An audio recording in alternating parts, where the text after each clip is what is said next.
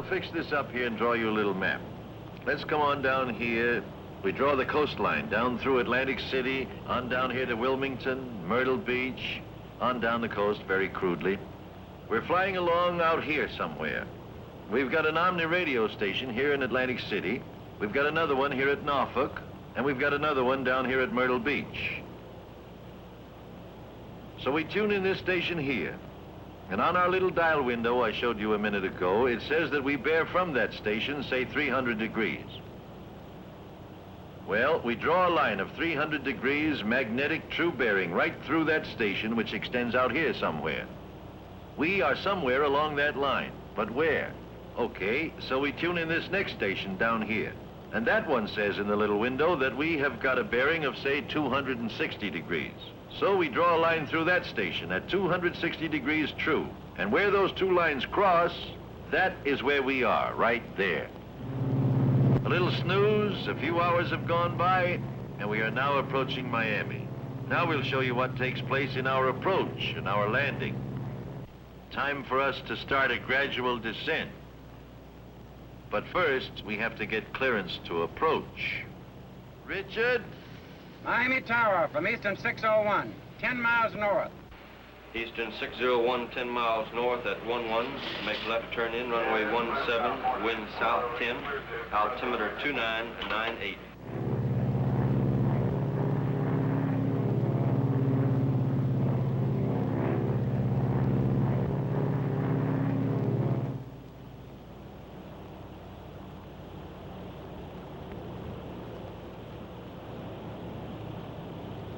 Okay, Dick, let's have about 60% flaps. Flaps coming 60.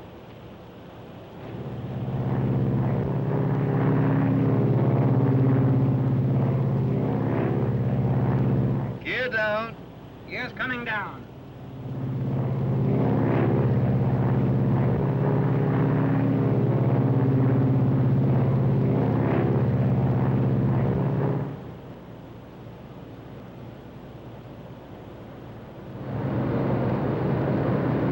Eastern 601, clear to land.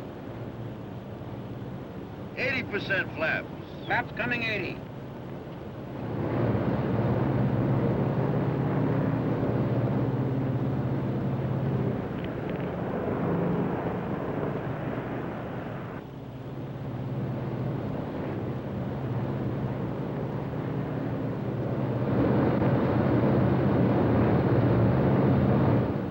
Full flap.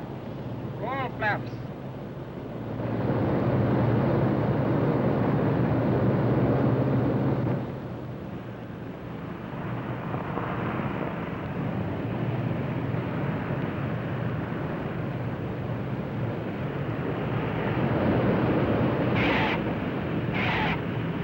The captain will reverse the pitch of the propellers and push the air forward and just stop the plane.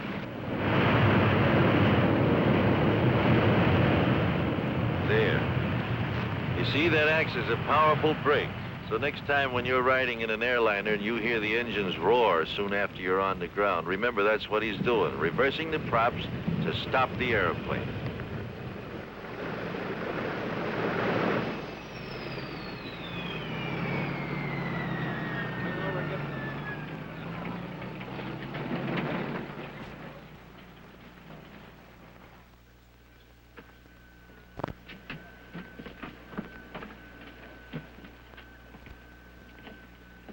Well, here we are, right on schedule. I hope you folks enjoyed this as much as we did. Of course, this was purely and strictly a routine flight with beautiful weather. But maybe we've been able to show you some things you hadn't seen before. But you know, I'll bet you right now some of you are saying, well, sure, this was nice, it was lovely weather, but what happens when the weather is bad? Well, believe me, it's still routine. You see, in the first place, up where these super connies do most of the flying, the weather's always nice, way up on top of all the bad weather.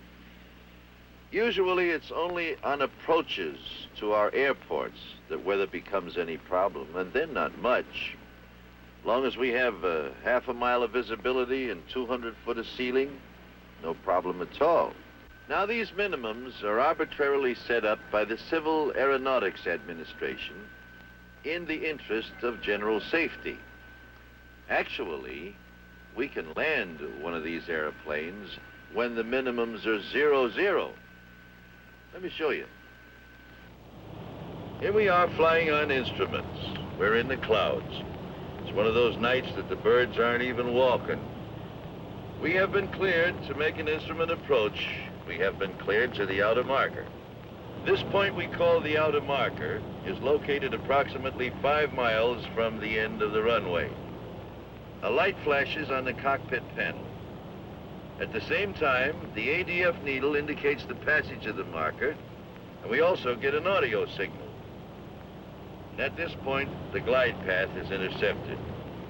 The glide path is a sloping radio beacon down which the aircraft should make its descent to the runway, and is indicated by the horizontal needle.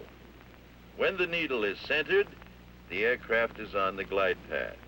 If the needle moves above center, the aircraft is low and must climb back to the path. If the needle is below center, we're high on the glide path. This is a big help in itself.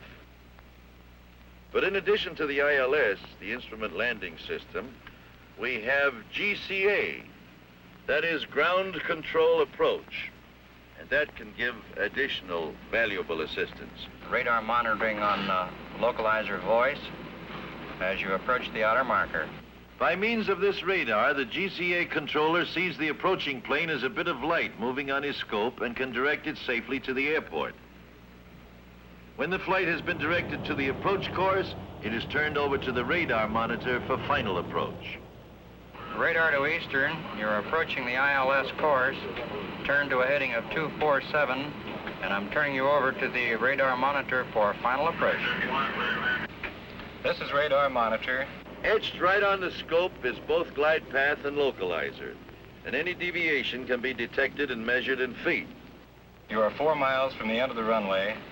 200 feet to the right, of course, but correcting nicely. Your glide path is good.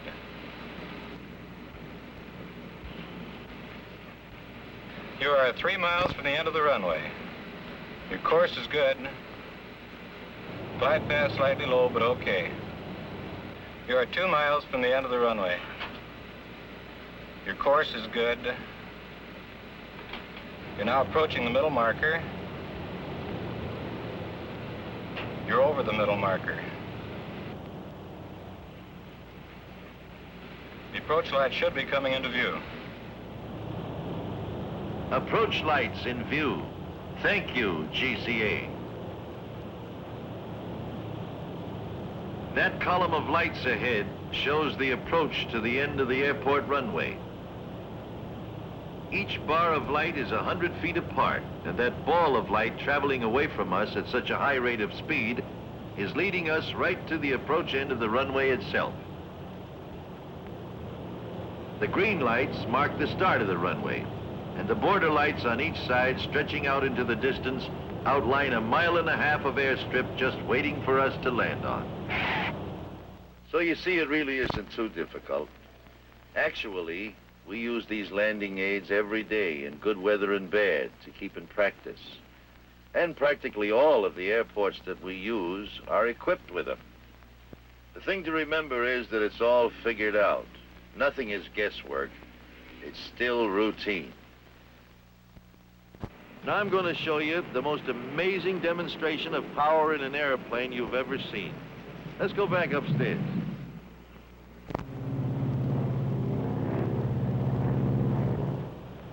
Now watch this.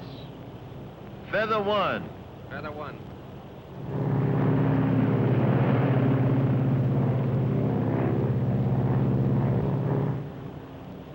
Feather 2. Feather 2.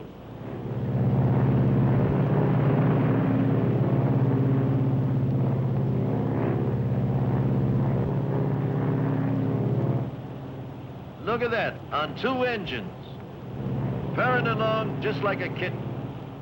You haven't seen anything yet. Feather 3. Feather 3.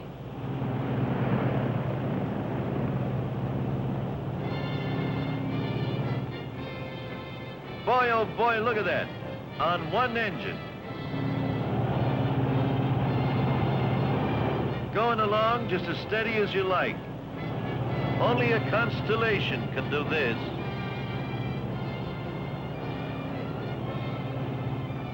Why do we have all that tremendous reserve of power? Because, my friends, power means safety. That's why this super constellation is the most dependable airliner in the world today. Okay, Hugh, bring in one. Unfeathering one.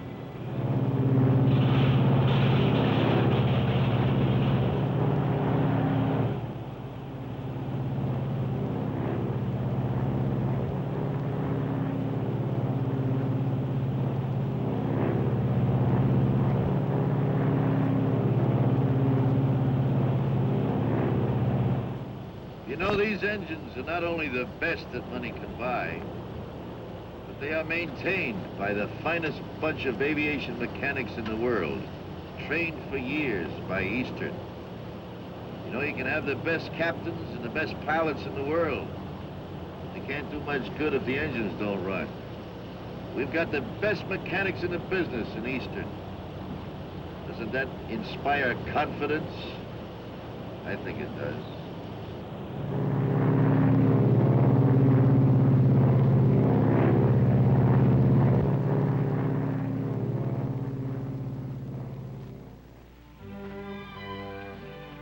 Well, we all have our dreams, I guess. I never did aspire to own an airline, but I always wanted an airplane of my own, even when I was a kid. I've got two of them now, a DC-3 and a Navion, and there are thousands of privately owned airplanes all over America today. This is the little airport or landing strip that I use when I fly home to Virginia. That's my Navion coming in there. A single-engine plane. We can go most anywhere in it. It has all the technical facilities and instruments that the big planes have. Besides the Navion, I have a DC-3. That's my Air Force.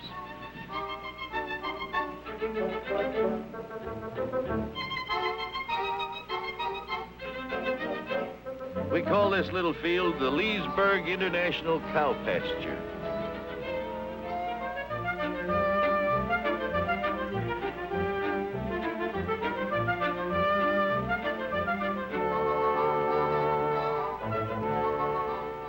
Cows out there give 100-octane milk. Of course, these are reciprocating engines here. We have the regular jet engines like we use in our military aircraft. This is a Lockheed F-94C Starfire. It's an Air Force jet-propelled fighter. You see, these jet engines, contrary to what I'm afraid is too popular a belief, are not the lethal things they're cracked up to be.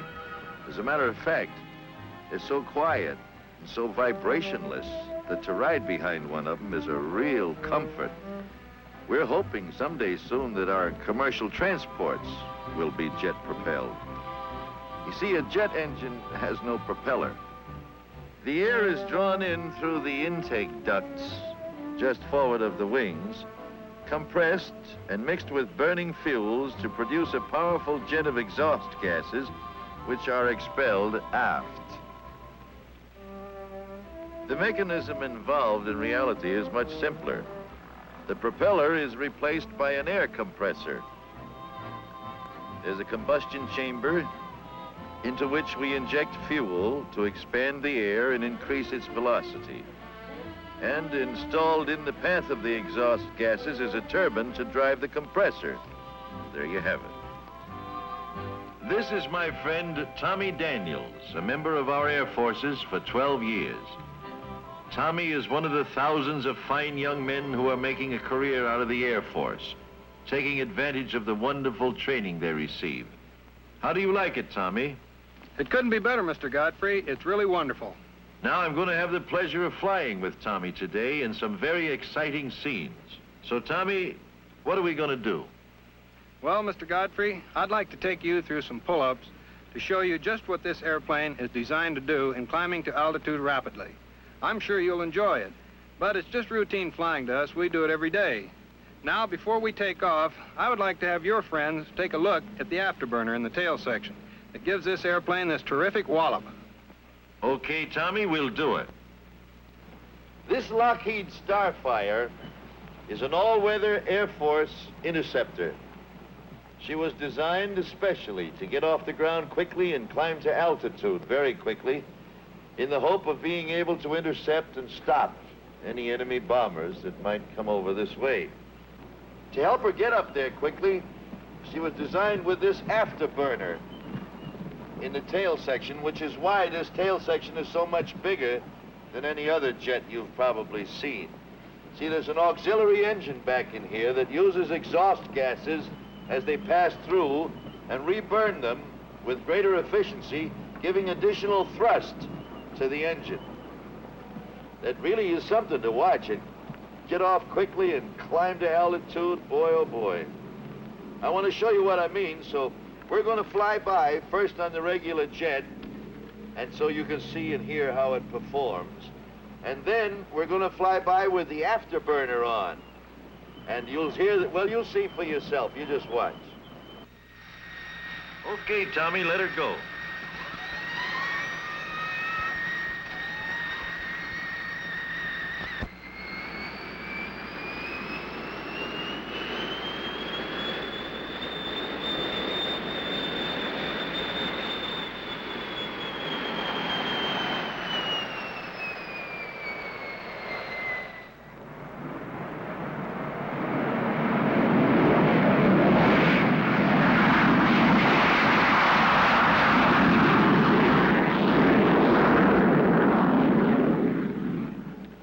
We are approaching you now on straight jet.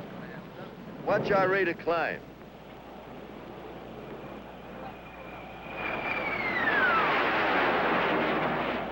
Now we are approaching with the afterburner in operation. Watch the increase in this climb.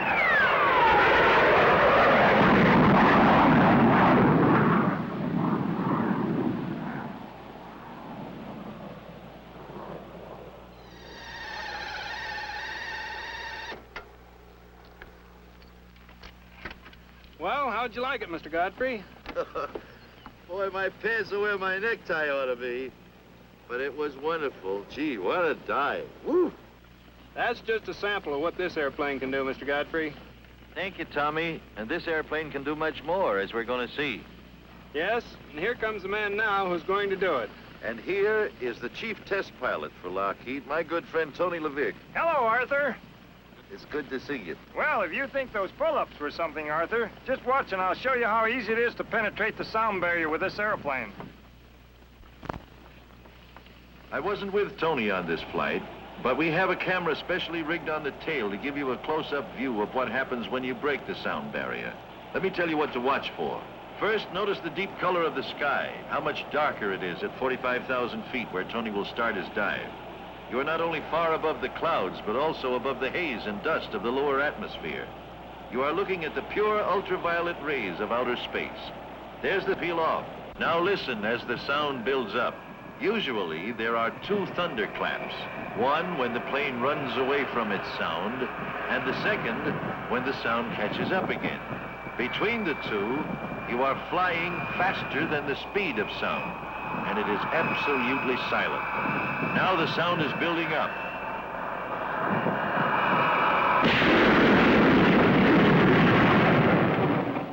The sound barrier has been broken. This is the silence of supersonic flight. Now the pullout is being made. Listen to the noise when the sound catches up.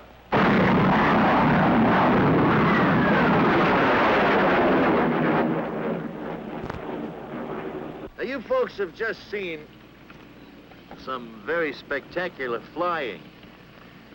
But the point I'd like to make to you is this, that as spectacular as it looks, it's not foolhardy, not without purpose. This airplane was built to take that kind of a strain. I'll say it was, Arthur. You know, even when you're flying faster than the speed of sound, this business of flying in our Air Forces is carefully figured out to the last detail. We take nothing but calculated risks. Calculated risks, you know? Our equipment is the very best. It's built to fly. You wouldn't make dives and pullouts like that with a transport plane. It wasn't built to do that. This kind of an airplane was. Why, we were climbing up out of that dive there at the rate of about 45,000 feet a minute for a few seconds. Even our big bombers, the B-52, the B-47s, they fly so fast, and yet they're built to fly, strong, and have all the bugs been worked out of them. So that really, it isn't something spectacular, this business of flying so fast. It's done every day by personnel that's trained very carefully, by men who are competent to train the youngsters coming along. Your son that joins the Air Force or the Naval Air Service, never fear but what he'll get the very best possible instruction, that every precaution will be made to look out for his safety. Sure, there's danger to it. There's danger to crossing the street. It takes a special breed of cat to fly these things. This can't be done by any namby-pamby. That's why all the men you know who are pilots are such wonderful young men.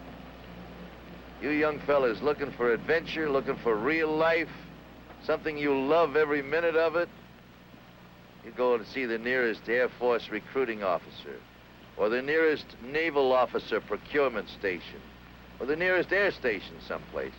Talk to them about it. It's a wonderful life. You'll love the years that you spend there, and you'll use the experience all the rest of your days. Join up. We need you. So now let's get back to the man who knows most about where air transportation is going.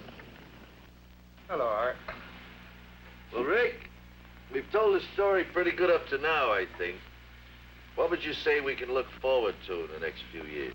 Well, Arthur, you've been talking about jets. You know, it won't be long until we'll be flying from New York to Miami in a matter of 2 hours, San Francisco in 5, and to London in 5 to 5.5 hours. And at altitudes from 35,000 feet to 45,000 feet. In fact, we'll be landing and taking off in most any kind of weather. Well, that's fine. That's wonderful, Rick. Our planes are flying faster all the time. But what are we going to do about this business of getting from the airport to town and from town to the airport? Doggone, sometimes it takes you longer to do that than it does to fly where you're going. I know. And we're going to be doing something about that, too, Arthur. It won't be long until you'll be going to your midtown terminal. There you'll step into a express elevator and be whisked to the top of the building. There a commodious helicopter will be awaiting to take you, baggage and all, and deposit you at the main airport in just a matter of minutes. And not only from downtown, Arthur, we're going to have feeder lines of helicopters coming in from all the surrounding communities. We're going to make flying better and faster. We're going to make flying available to still more people. Well, Rick, it's been a lot of fun. A rare privilege and a great honor to do this with you. I've learned a lot, and I hope we've done some good. I'm sure of it, Arthur. Good luck. God bless you always, Captain Godfrey. Thank you, Rick.